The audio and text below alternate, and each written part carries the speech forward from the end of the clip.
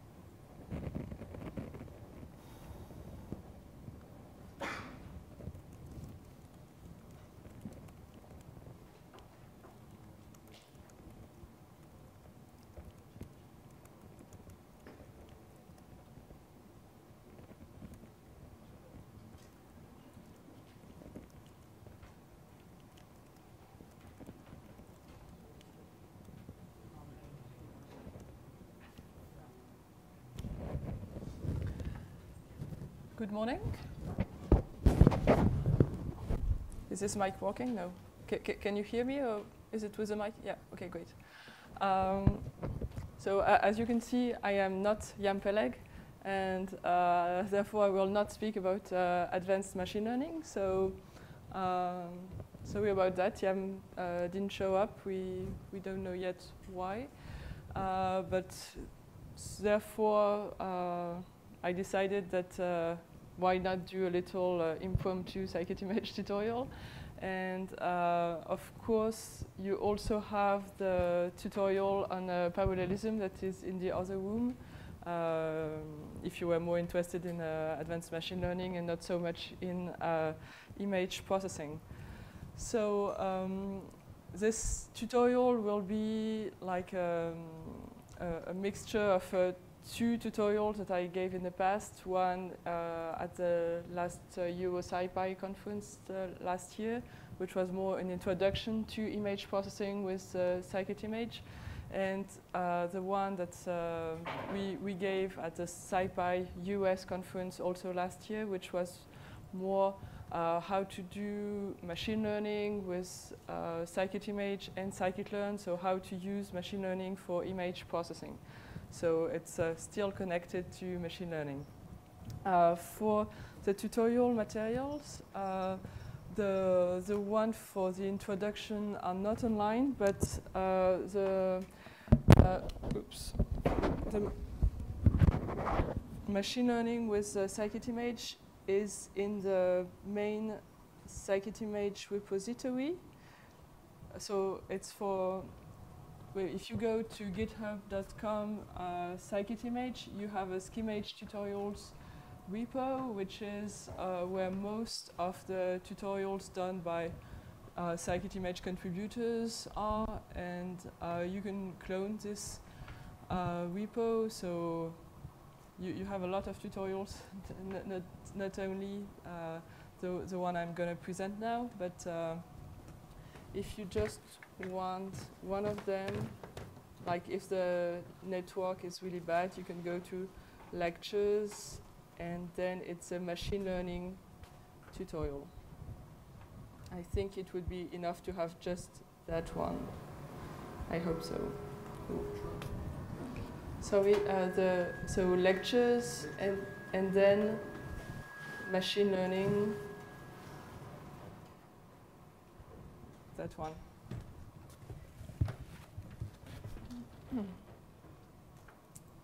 So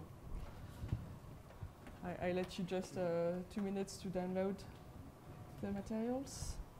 And as requirements, what you need is NumPy, Scikit-Image, and Scikit-Learn. So if you have like Anaconda, you already have them. We don't need a very recent version or anything. So if you have Anaconda, you're all set up.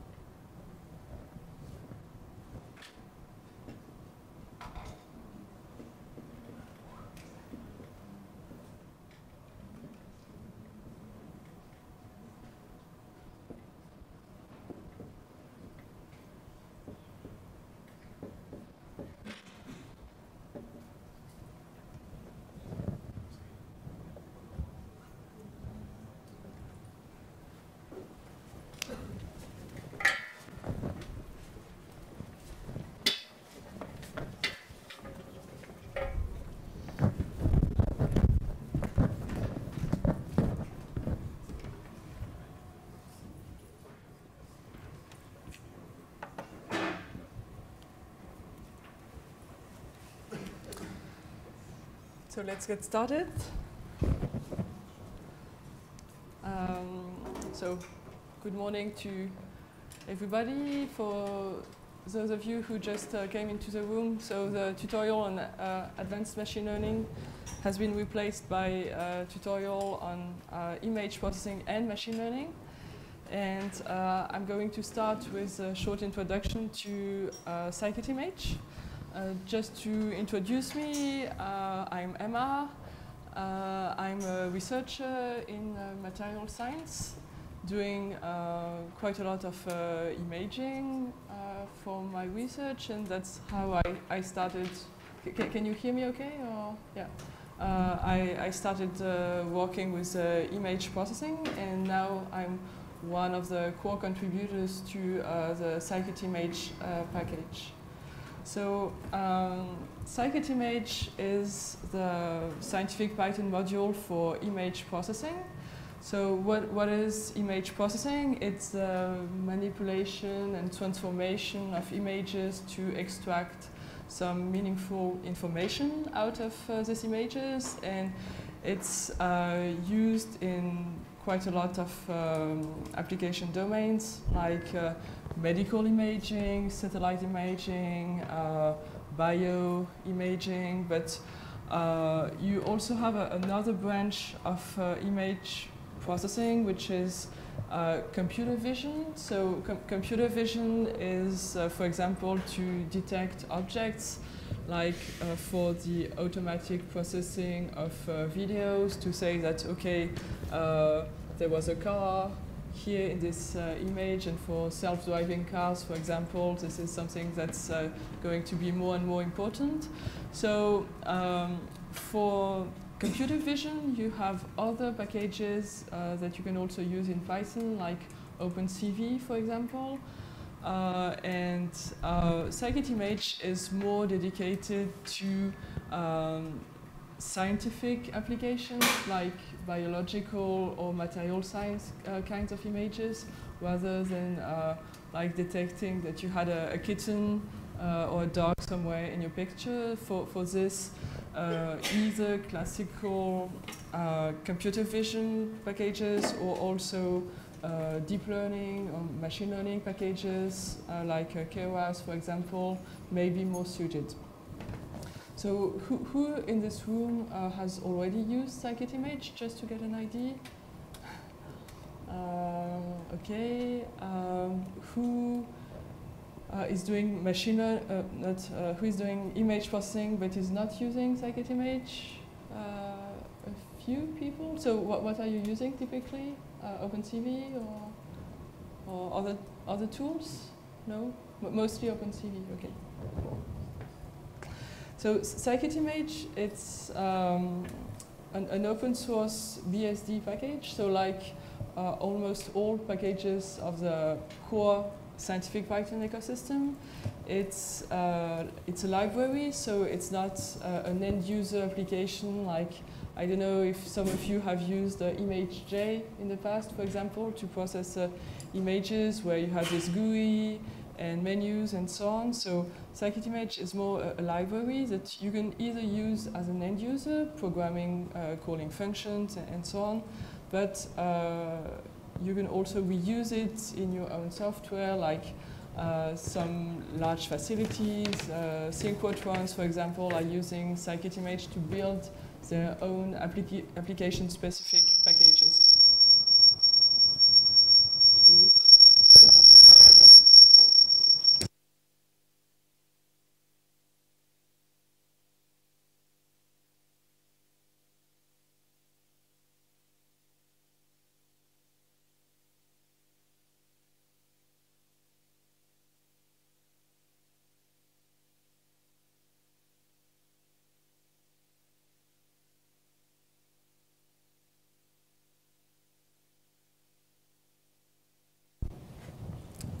Okay, let's try again. Yeah, it seems better. And of course, Scikit-Image is for Python and works really well for NumPy arrays.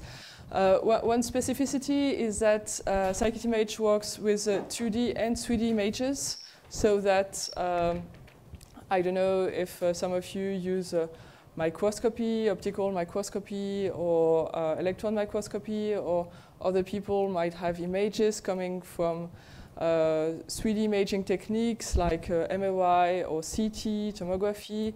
And the good news is that you can use exactly the same functions. You can use the same packages as your colleagues in the lab who are using either 2D or 3D images. And Scikit-Image also focuses on a quite simple API, and I hope a gentle learning curve, meaning that there is a lot of documentation, and we are trying to empower users so that it's quite easy to start, but also quite easy to learn machine image processing algorithms when using the package. So in Scikit-Image, image objects are just NumPy arrays, and okay, here I don't need to introduce the NumPy arrays, and I think I will switch to my Jupyter notebook now. So I will share these notebooks after the tutorial, but at the moment these ones are just on my laptop, so if you don't mind just typing along. So we'll just start by importing Matplotlib and NumPy, because as I was saying, Matplotlib, well, images are just NumPy arrays. And we will start working with our first image. And for this, Scikit-Image provides a sub-module, which is called data. Are the fonts big enough, or should they be even bigger? I don't mind if they are bigger. In the back, how is it? Suzanne, can you, yeah? It's okay? So let's create our first image by calling this data.coins function. And if we ask for the type, and we print the shape, print. We see that our image is just a NumPy array. So in Scikit-Image, image objects will be NumPy arrays, which is quite easy to manipulate, and we don't have another abstraction than just a NumPy array, so you don't have to learn a specific class for images or anything. Even if you're not doing a lot of image processing, you already know NumPy arrays. And also it makes it easier to communicate with other packages, like if you're using Scikit-Learn, for example. Scikit-Learn also uses NumPy arrays, so passing objects to functions between different modules will be easier because it's NumPy arrays. And we can also display our first image and see how it looks like. So here it is. So from the shape, we already knew that this image has 303 rows and 384 columns. And one first very straightforward operation on images is to access pixel values. So this is what I do here, asking for this coins 00 element, which is just a pixel, so at the left and top. So we can see here that the pixel value is 47, and something that's very important also with images is to know the data type, because you can have several data types, either integer or floating point numbers. And so here, this data type is uint8, meaning unsigned integers on 1 byte between 0 and 255, which is the most standard way images are stored on disk, like in JPEG or PNG format. So when you load an image from a JPEG or PNG or TIFF file, usually it will be stored in uint8, but sometimes for image processing operations, we will need to convert to float. We'll see that in a minute. And as my coins object is an NumPy array, it's very easy to ask for the minimum and maximum value as done here. So you can see that it's close to 0 and 255, and the dimensions are just the shape of the array. So this image was a grayscale image, meaning that the value of pixels encodes the light intensity between 0 and 255. But of course, it's also possible to have color images, for example, Rgb images. So let me just type it along with you. Print cat.shape, and let's display it. Okay, so now I have this cat image, which is called Chelsea because it's a cat of the creator of Scikit-Image, and it's called Chelsea. And you can see on the shape that it has a third axis, which corresponds to the Rgb channels. So that's how colors are encoded. Like, for example, if I want to print the value of the top left pixel, here this triplet of values correspond to the red, green, and blue intensities. And since the images are NumPy arrays, it's very easy to modify one part of an image. Like here, what I did was to select a small square by slicing, classical NumPy array slicing, so this syntax, and then attributing it a value that is red only, the other channels being at value 0. And you can see that it transformed this part of the image to red. So this table is to recap what the different shapes will mean. And like if you have a 2D grayscale images, the dimensions will correspond to rows and columns. 2D multi-channel, the last axis is a channel. You can have more than 3 channels, like you can have a transparency axis, for example, and some algorithms will also work like if you have more than 3 channels. Some of you might be manipulating hyperspectral images, for example, where some cameras can acquire values corresponding to different wavelengths, and that's how you have more than 3 channels in an image. 3D, as I was saying before, you can also manipulate 3D images where this time the 3 axes correspond to real space dimensions, like in tomography, for example, and so on and so forth. You can add some dimensions. So to get started, I suggest that you do this little exercise where you take the cat picture, so this data.chelsea, and you modify it just with 20 pixel wide black frame around it. So it's just to use a Scikit-Image function and to get started with it.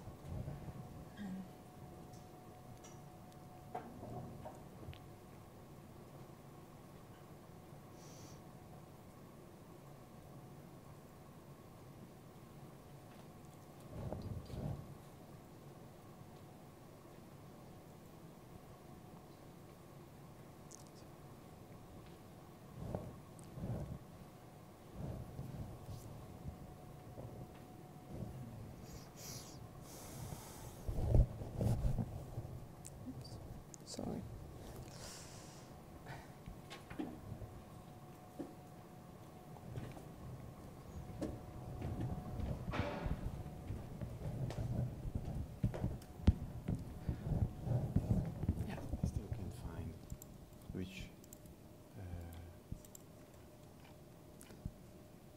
Oh, it's not on Scikit. Yeah, Scikit image tutorial, and then can you go? Right. No, it's not solutions, just Lectures. lectures, and then.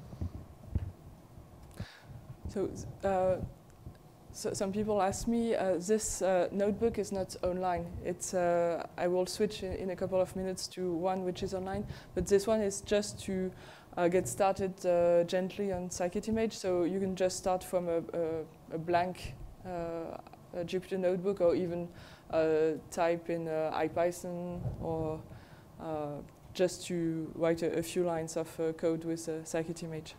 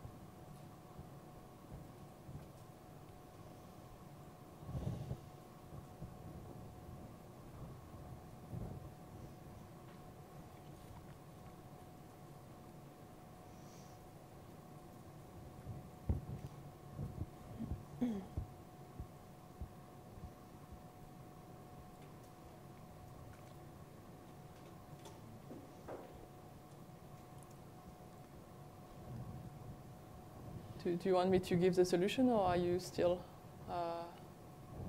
Who wants more time? Yes.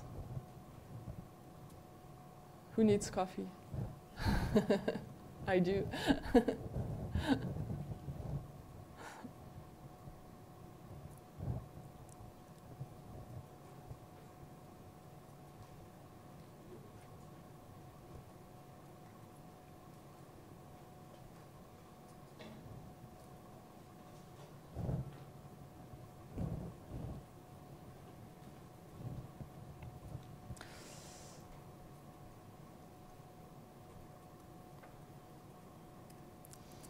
Okay, so let me show the solution. Let's just load the cat image, and then we will just put the first 20 top rows to black. So I'm using classical slicing operation. This first line, oops. This first line is for the 20 top rows, and then the 20 bottom rows. And then for the columns, it's the second axis.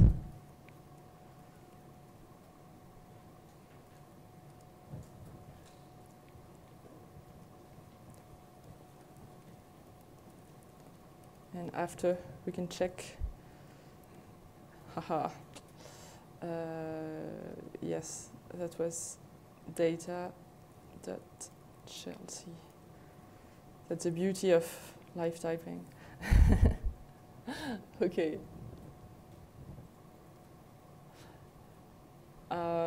one thing which is very useful also when you're doing image processing on NumPy arrays is to use the very powerful features of NumPy, like accessing to a Boolean mask with the mask indexing, which I guess most of you are familiar with this, because then you can modify only or access only subsets of images.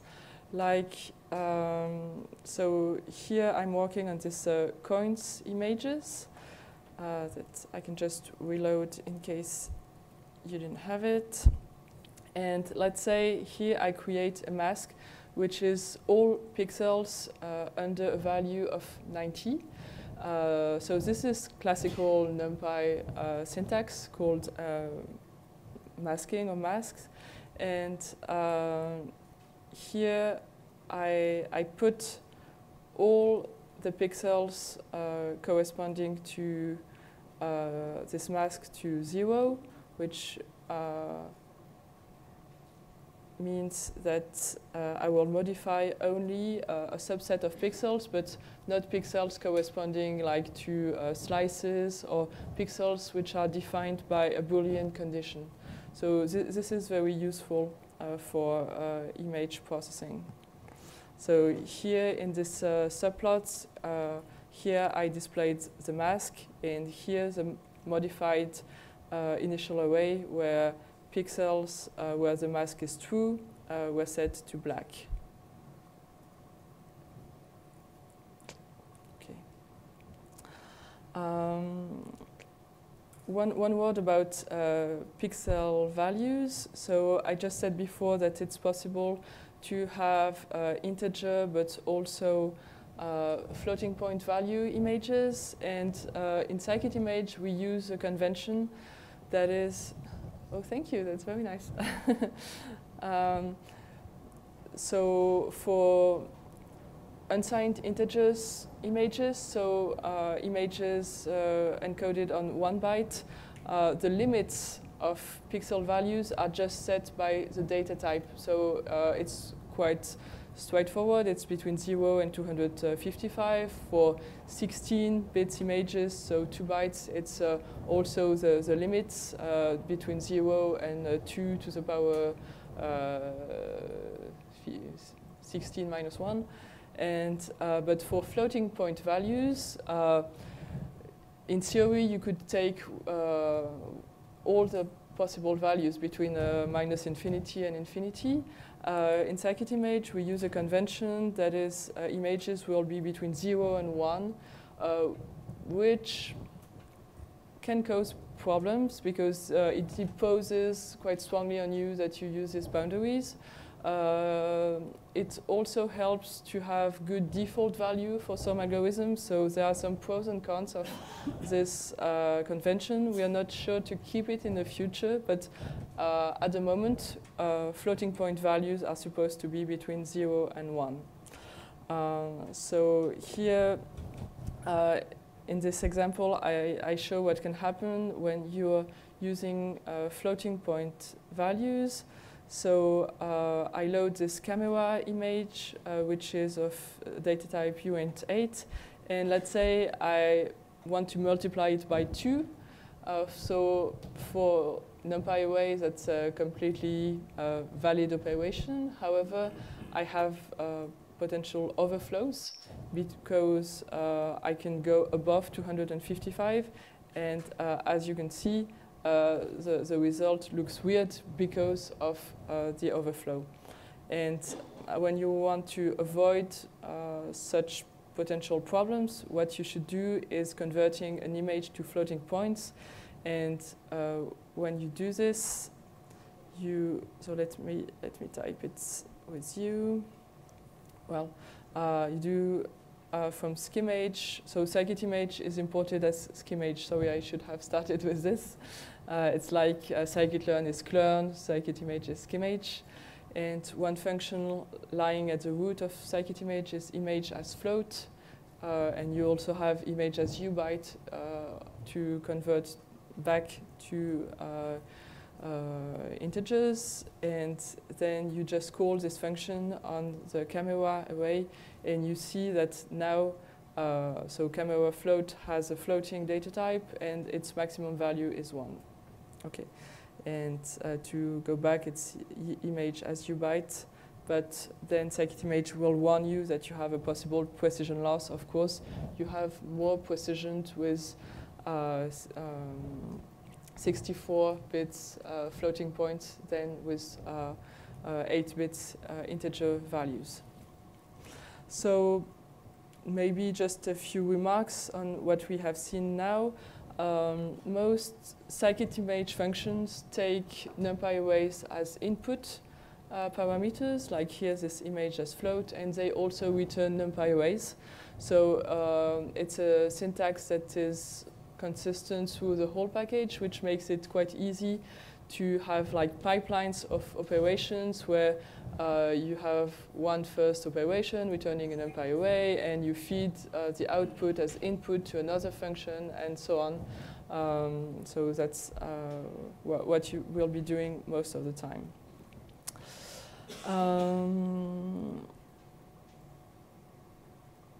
So let me now move to machine learning, which is a main topic of the day. And so now let me just remind you where the notebook is to be found. So it's in the Schimage tutorials repo of the Scikit-Image organization. And so you can either download or clone the whole repo, but it's like 40 to 50 megabytes. So with the network, it might not be very easy. So you can also just go to the lectures directory and download the machine learning notebook. So who doesn't have this machine learning notebook yet on his or her laptop? Who has it? Who doesn't care? Okay, so, well, I assume that everybody has it.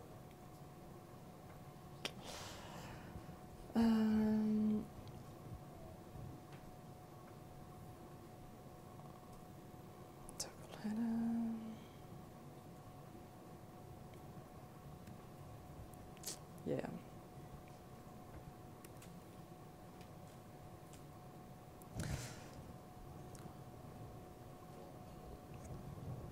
So in image processing, what you want to do is to transform images and to get information from these images, either by transforming images into other images or by learning some numerical values about objects in images, about pixels. Like one thing that I do a lot in my work is called image segmentation, where you want to label pixels corresponding to different objects. And some techniques for this are very specific to the field of image processing.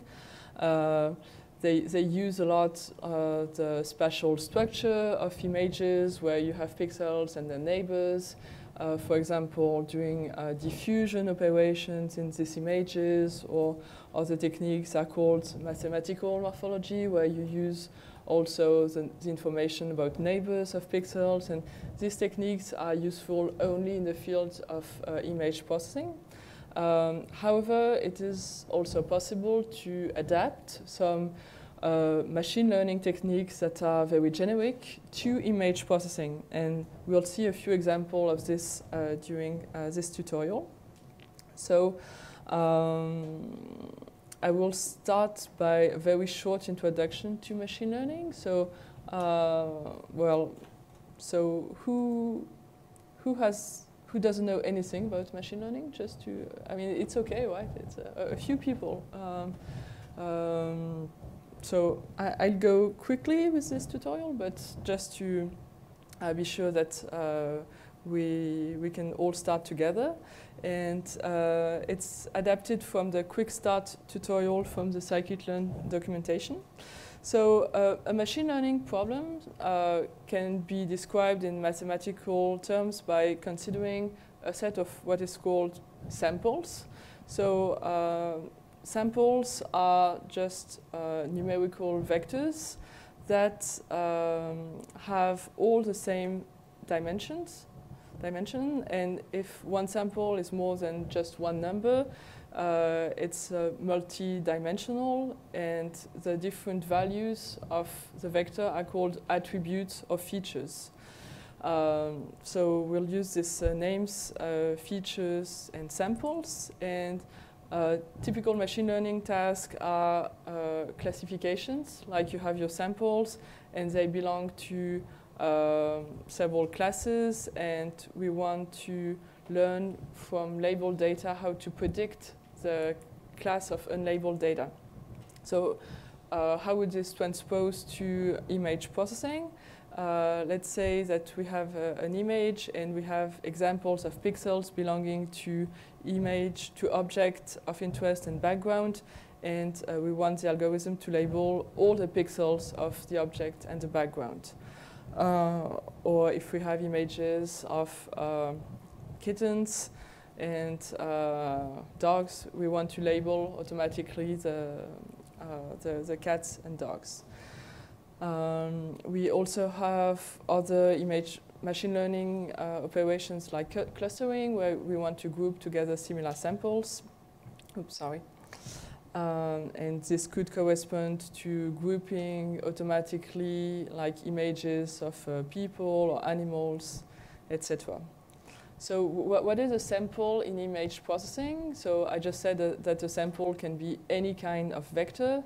So we're lucky that we already have a numerical vector structure with images, because a sample can be either a whole image, so then features would be all the different pixel values, or a sample can also be a pixel with the different features corresponding to the different channels, like Rgb, for example. Or a sample can be a labeled region, like when you want to classify particles. Let's say that you are in bioimaging and you have an image of cells, and you want to classify if your cells are in good health or not, and you want to learn this from the image, for example. So we will start with an example using the digits dataset from Scikit-Learn. So let's load the submodule datasets from Scikit-Learn, and we will load a dataset from Scikit-Learn, which is this digits. So this dataset has a dictionary-like structure where its data correspond to NumPy arrays, and you have this target which corresponds to the labels of these images. I think after what are this? So it's easier to inspect it by asking for the shape of data. So data, you have a little less than 2,000 samples. Each of them is of size 64. So 64, it's actually an 8 by 8 image. And the target, it's the same number of samples. It's the value of the image. So here I just show what is the first sample. It's an image of which corresponds to a 0, but it's a very coarse image. I think this digits dataset is taken from the US mail scans of letters, and the idea is to be able to recognize digits from rasterized scanned images. So all these images already are registered, they have the good shapes, there is no blank space around it. But then the question is, can we use some already classified images and then try to recognize the number from one of these images? And for this, we use one of Scikit-Learn's estimators, which is a support vector machine classifier.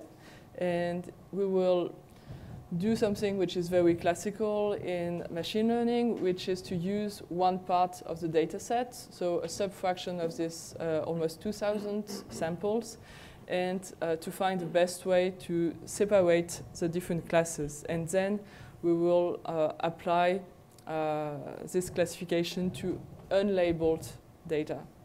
So let's suppose we don't know what is the support vector machine classification. I don't really know the internals of it, but Scikit-Learn is very nice because it has very consistent API, and so it's possible to use an SVC as a black box. You should not really do that in production, right? It's better to know what you're doing, but just for this example, it doesn't really matter. So let's import the Svm module from Scikit-Learn. So Svm is for support vector machine, which is a broad class of estimators. And we create an estimator with the svm.svc object. So if we ask for the type of CLF, I think, yeah, it's an SVC, so it's an estimator. And in Scikit-Learn, where you have an estimator, then if you want to train the estimator, you use a fit method, and you use a fit by giving the data. So here it's the features, and also the labels, which are target. And I take all the different samples, but the 10 last ones, which will be used for, sorry? Yeah, which will be used for testing whether the classification is good. So this is the training part, and after I use the predict method of the classifier, and so for this, here I just use the 2 last digits, and to see whether the classification was good. So I think it's okay, but let's just check by digits.target -2. Oh, -2. Okay, so it seems that it learned the right result. So I went quite fast on this example. What we just saw was what is a sample. So it's a set of arrays which all have the same shape. What is here the target was a label, and also this fit and predict syntax of Scikit-Learn estimators. So now we will try to apply this kind of operations to image processing, and we will use different kinds of samples and features, starting from what's called low-level pixel-based features. So one sample will be 1 pixel, and then we will go to high-level features, and ending with properties of segmented regions. I'm not sure I will have the time to cover everything, but now I will try to go a little bit slower, just so that we have the time to understand what we're doing. Okay, so what we want to do now is to separate an image into different colors. Say that we have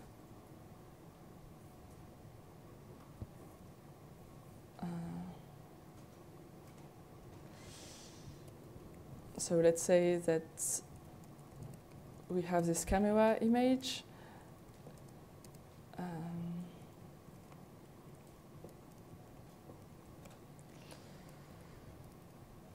I'm trying to type along a little bit so that I'm not running too much.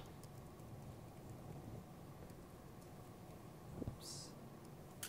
Okay, and let's say I want to binarize this image into the background and the cameraman. So how can I do this? I can either do it manually, like looking at the histogram of pixels.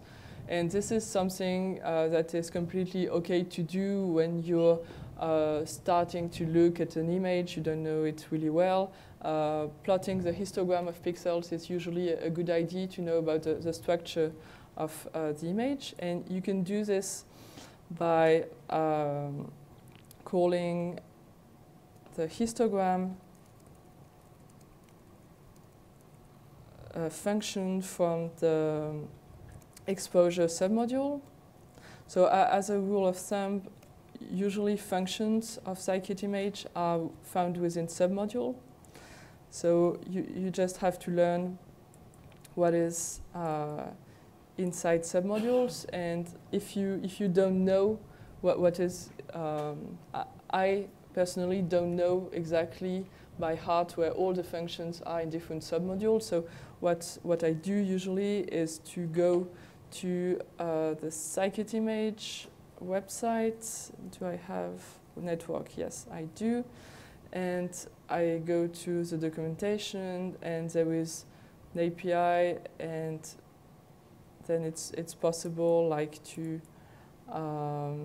just, I don't know, where is the histogram?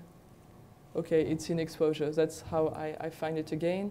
While I'm on the Scikit-Image website, one thing that's quite easy, well, that's quite useful also, is a gallery of Scikit-Image, which you might already know, but it's like the gallery of Matplotlib or Scikit-Learn. It's an array of thumbnails which correspond to different image processing operations. And when you want to do some specific image processing, but you don't exactly know which pipeline, which algorithm you should be using, it can be useful to just go there and let's say you want to do some segmentation or some, let's say, some filtering.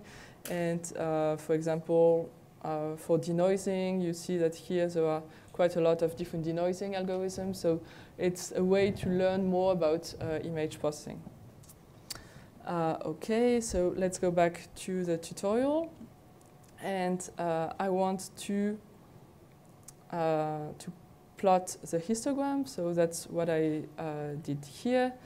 So in this first subplot, I show the image, and then the histogram of pixel values is here. Sorry. So what you see is that you have a quite clear separation between the cameraman, which is very black, and the background, which is lighter values. And therefore, you can either like put a separation by hand, just selecting, okay, it should be here, or you also have algorithms for automatic binarization, which are in fact statistical operations or machine learning.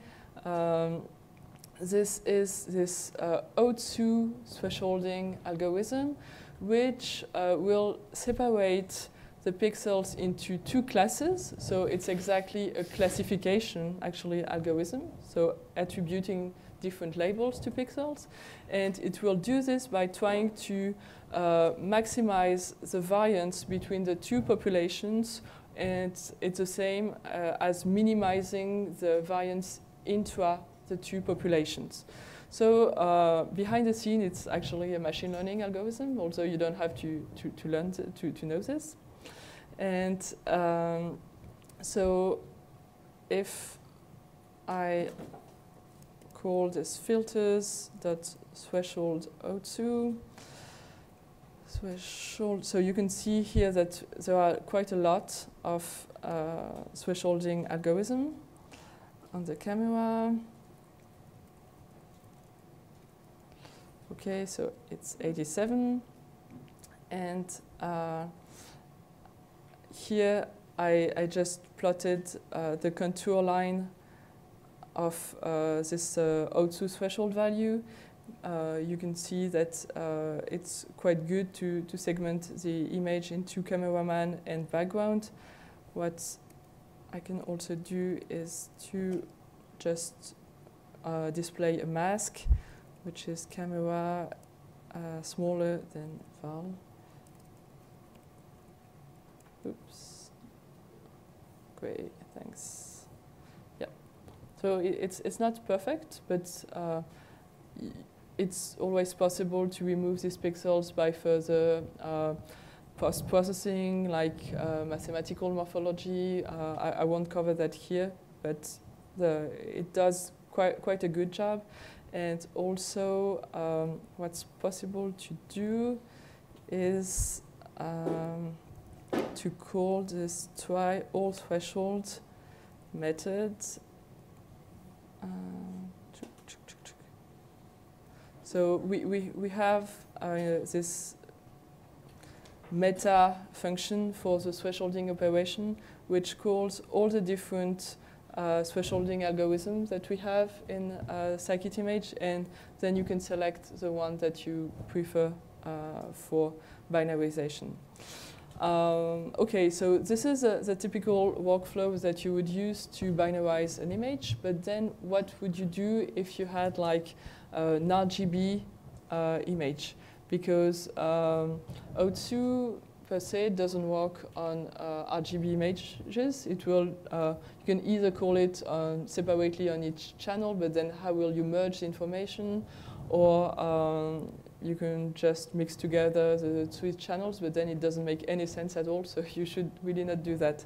So it just means that our samples now don't have only one value, which is pixel intensity, but they have three values corresponding to the Rgb triplet. So we want to use a classification algorithm that will work on the pixels with three values, and to do that we will use the k-means algorithm, which aims to partition the samples in k clusters. So here it will be two different clusters, background and image. So just below I show a simple example of k-means clustering, but so here it's not an image, it's a tutorial from Scikit-Learn. So if I just describe it, it uses the iris dataset of Scikit-Learn. So it's flowers with different features, which are petal widths, lengths, and so on. And so it has three features, so 3 dimensions, and you can see that it classifies the samples in 3 different classes using this k-means algorithms, which has a very simple syntax. You just say how many clusters you want. And so we will do exactly the same, but with image pixels. So how do we do this? Oh, do I have this? Yes. Okay. So for this, if you just downloaded the single file machine learning, maybe you will not have this image, because it's on the images directory of the Schimage tutorials on GitHub. Sorry about that. And so first, I will be doing a manipulation to convert the Rgb values to another color space, because Rgb is the most widely used color space, but Rgb mixes together information about the color and about the light intensity. And sometimes you prefer to use only color, like you can have shades, for example, on an image, but you still, the shade is not very important, the light intensity, it's more the color you're interested in. And in such cases, it's very useful to use a different kind of color space, like the LAB color space, which has a separate channel for the light intensity and two separate channels for the colors. So that's what we do here. We use the color submodule of Scikit-Image and convert the image to LAB. And after, here, this line is to to transform the image values into a format that corresponds to Scikit-Learn formats, because the different features of an image are flat, and also the samples. So a typical data set in Scikit-Learn will correspond to the first axis is the samples, and the second axis to the features. So that's why we need to use this ravel function on the image array, and the first feature will correspond to the A color, and the second feature to the B color in the image. So to understand what's going on,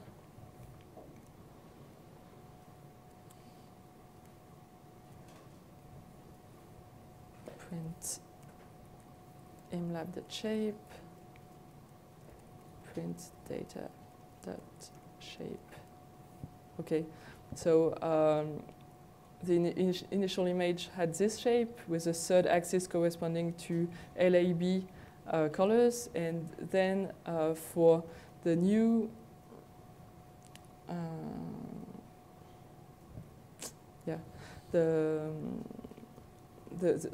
the new shape of data, it has raveled all the pixels. So this number corresponds to the product of the rows and columns. And then we create the k-means estimator for two clusters, because we want to separate, so here the object and the background. And we directly fitted the data, and here I transposed, because the first dimension has to be the samples and then the features. Okay, and then the segmentation corresponds to the results of the fit, and the results of the fit is this labels array. So let me maybe type it along so that you have the time to do it. Import k-means equal k-mean, oops. I want n clusters for image and background. I don't. And then let's do k-means.fit in order to learn the different classes. So it's data. Okay, and then to retrieve the labels of the different pixels, I can do this, but if I do this, I have a flat array, because it did the learning on a flat array, so I have to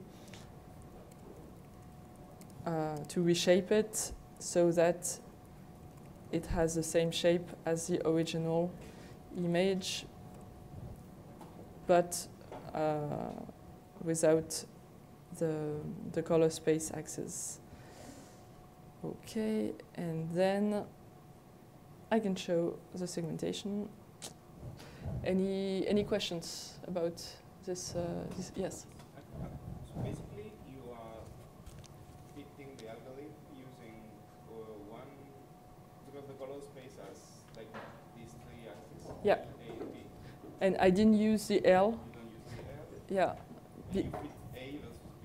I fit. So no, it's the features are A, B, and so it's classification algorithm.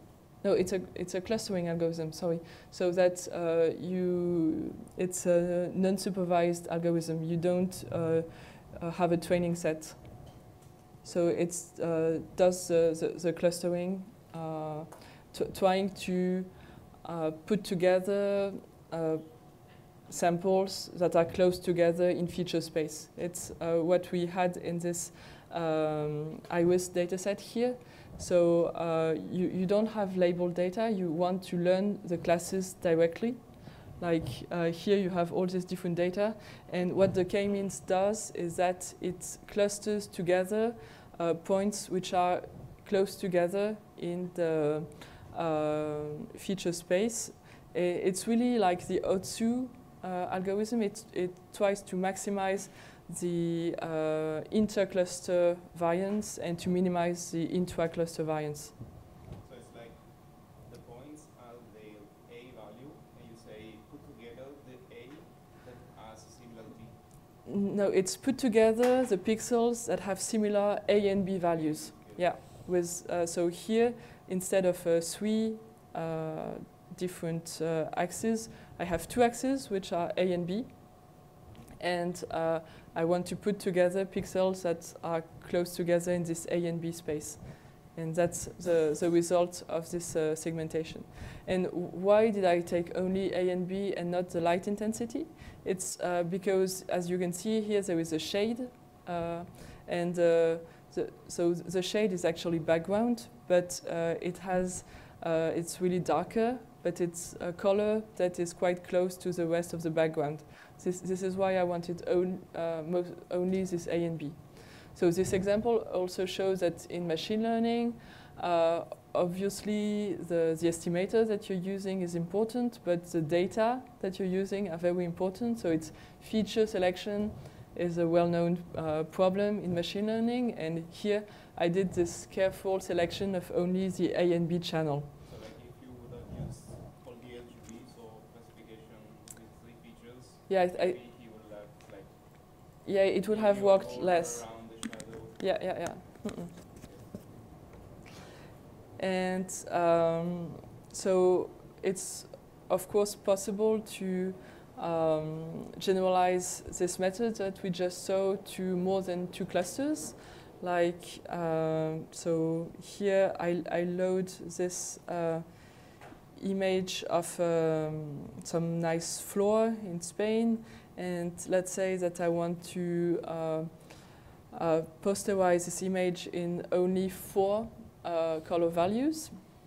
So this time I asked the k-means algorithm to have 4 clusters, and here is the result of the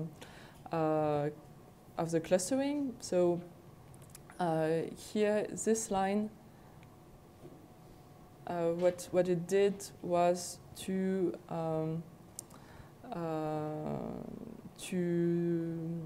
create a new image where this time it well, let me just show.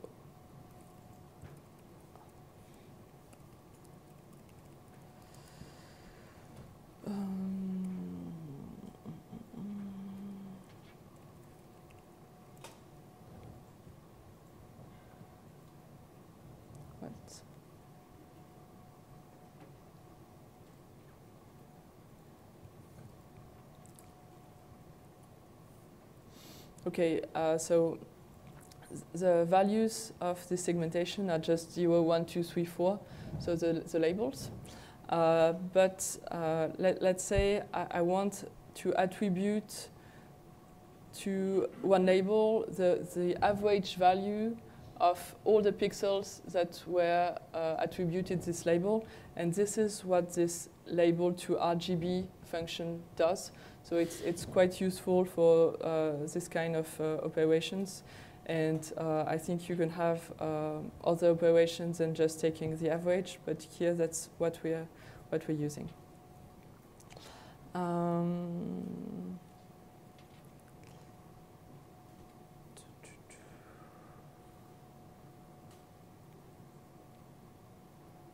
So I have a small exercise after where you can take this chapel floor image and this, cluster it in three clusters using only the color images. So here, this time, I used the light intensity, which was this 0, the very first axis of the lab color space. So can you just adapt this example to 3 clusters and not taking the light intensity, but only the A and B color space values and see what happens. Light is the first, it's 0, yeah.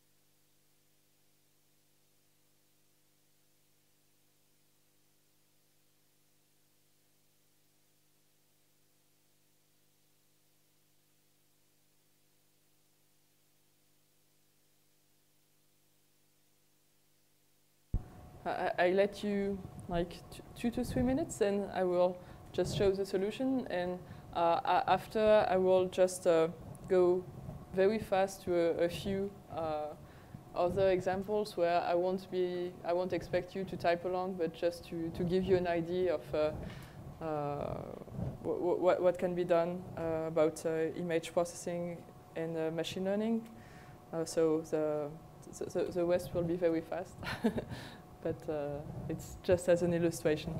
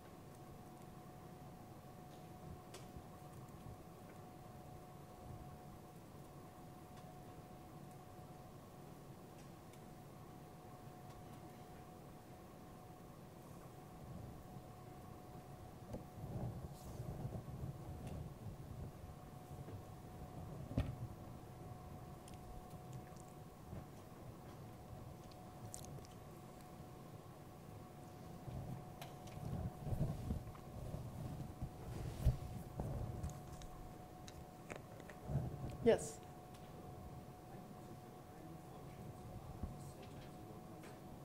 Mm-hmm.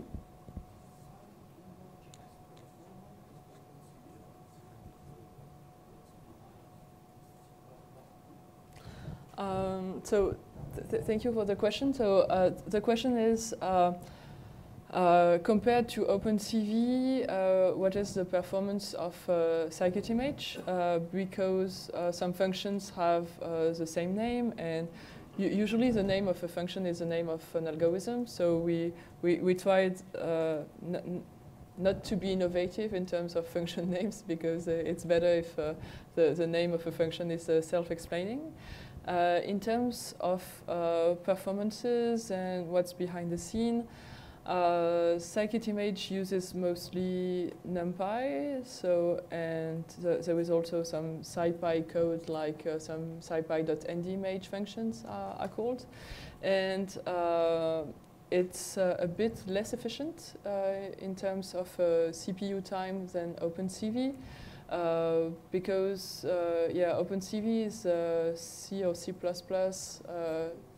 C++ with direct processor instructions. It's very optimized, and we don't have any of this low-level stuff in Scikit-Image.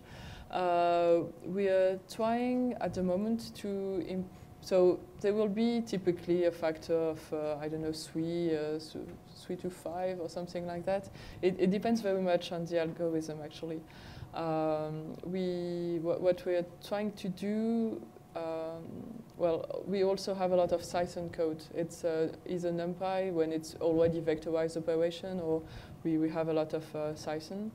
What we're trying to do is to incorporate automated parallelism into Scikit-Image to increase the performance, like using p-range instructions in Cython, for example, and or sometimes also to chunk the array, like to do operations on different parts of the array on different cores or different threads. So if performance really makes a difference for your application, maybe it's better to use OpenCV for a specific algorithm.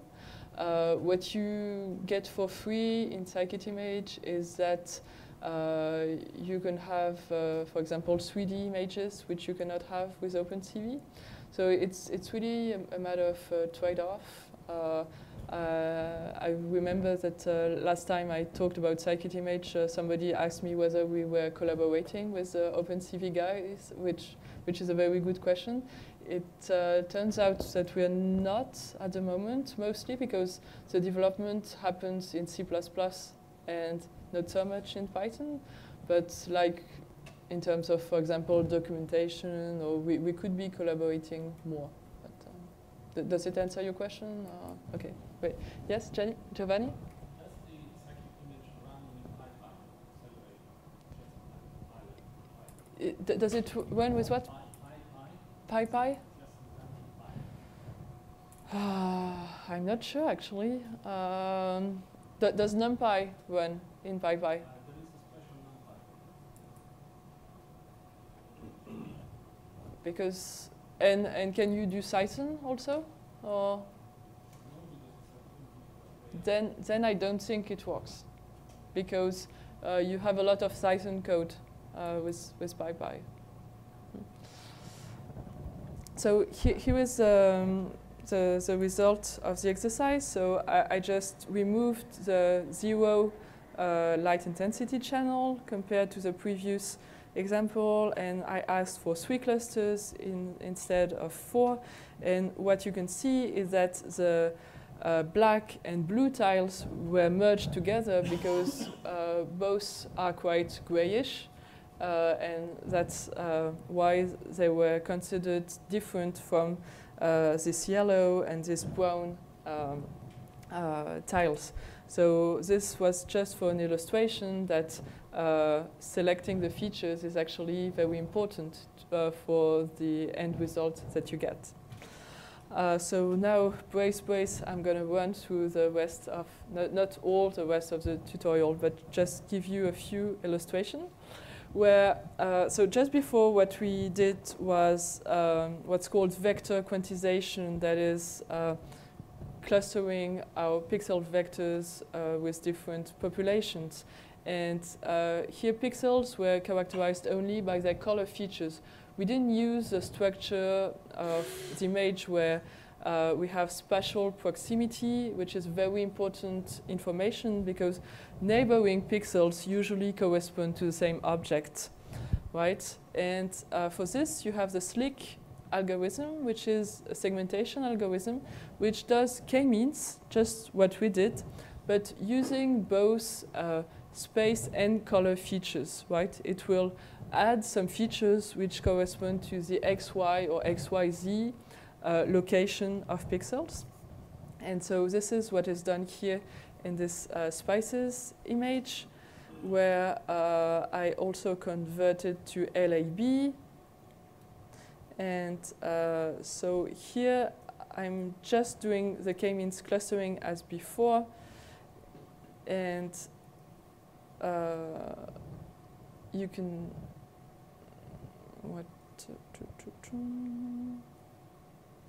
spices and labels. Yeah, so here it takes some time to run because the image is a bit larger, but you will see that it, yeah. How do I know the number of clusters? It's something that's quite hard to set. So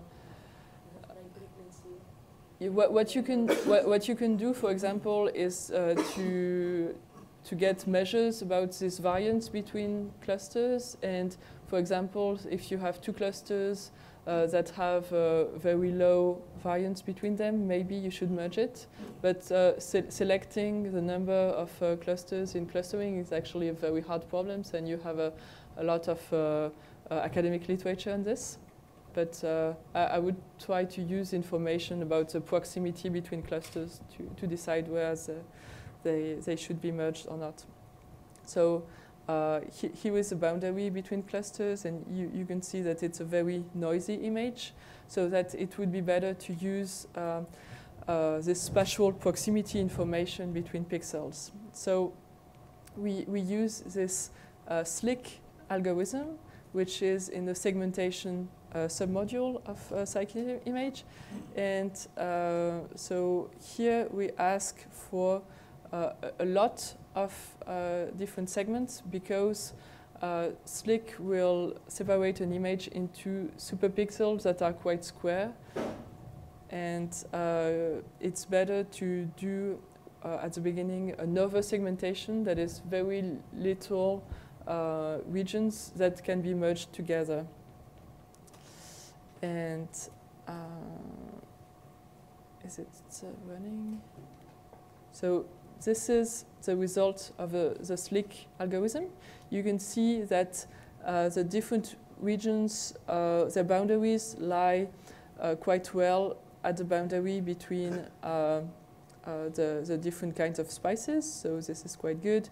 And we can once again do this label to Rgb to give an average color to the different regions. And after, what we can do is, because we don't want 200 regions, is to call the k-means algorithm this time to cluster together these different regions according, let's say, to their average value. And the average value, it's here in the LAB space. Okay. So, and here in yellow, you have the different regions. So actually, it's not very good, but well. Some regions were well determined, other one, it's not so good. But it's just to show you the approach. First, do the superpixel segmentation, and then try to group together the super pixels, and why not use clustering for this? Because we have already used the spatial proximity, so now we can use only the color information.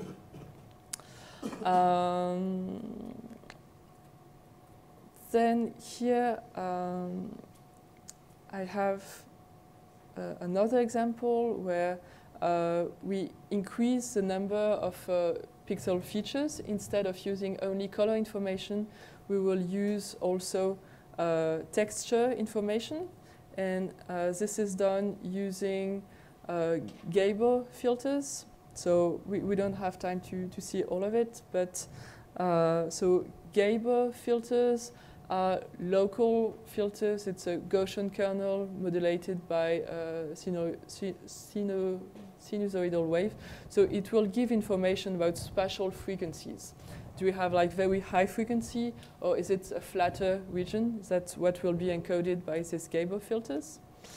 And we use here a random forest classifier. Let me just check. And this is an example of supervised segmentation, where here these different rectangles correspond to regions which I label. I say these pixels are the sea, this is the beach, and this is some vegetation. There is actually a function inside Scikit-Image to just draw on an image where you want more complex regions. And after, so this labeled, already labeled pixels, on them, these functions compute some features using this Gable frequency. So you have the Rgb values, but also some special frequency information. And after, the segmentation calls the random forest classifier on this training data and training labels. And after, predict is used on the rest of the data. So it's still doing the segmentation. Oh, here it is. So you can see that the segmentation is actually quite good. So if you can draw some shapes on an image, it's actually quite easy to do segmentation after. And it's not very important if you feed it too many features, like having a lot of Gable frequencies. So you don't have to select features very carefully, because the random forest classifier will decide by itself which features are more meaningful. So it's a kind of black box approach which will work quite well. I think it's the end of the tutorial. So just if you want to read it yourself after, there is an example of mid-level features where this time we use like points of interest in an image which are corners. So you can detect some special points at which things happen, like there is corners, there is a daisy, also. So all these functions are found in the feature submodule of Scikit-Image, and after this, points can be used like for the panorama stitching, which is okay. This example where we want to stitch together pictures that were taken with a camera. And this last example, oh, okay. You have to write spectra with large S. Oh, it's large S, okay. Yeah. That's silly that I didn't modify it. Thank you. That's useful. So it's an image of labels, so some binary image that has different objects, and on objects, I want to say, for example, which particles are round, which particles are elongated, and this is something on which we can do some k-means here to group them automatically, or yeah. And in this example, what we did was to select different features by using different properties. Like, for example, here, yeah, we selected the very long objects. So sorry I didn't have time to cover all of this. I think it was a longer tutorial also than this 1 hour and a half. I hope it still gave you a primer of what can be done when using machine learning for image processing. Of course, you also have all the other techniques of image processing that are found within Scikit-Image. So if you want to learn more about image processing, I suggest that you go to the gallery of Scikit-Image. And if you want to learn more about this image processing techniques, so there are the parts of the tutorial that we didn't have time to cover, and you can just execute the rest of the notebook. So thank you very much.